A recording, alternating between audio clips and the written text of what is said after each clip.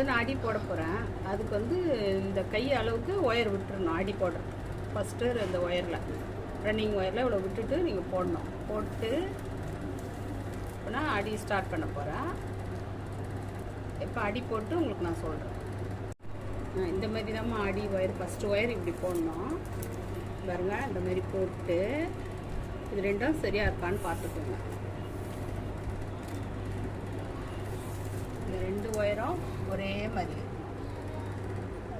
மாதிரி இருந்ததுன்னா கரெக்டாக இருக்கும். நம்ம அடி போடுறதுக்கு கரெக்டாக இருக்கும். இது கொஞ்சம் பெருசாக இருக்குது. இதை கொஞ்சம் இப்படி பண்ணிவிடுங்க. சரியாக லெவலாக வந்துடும். இங்கே பாருங்கள், ஒரே மாதிரி இருக்கும்.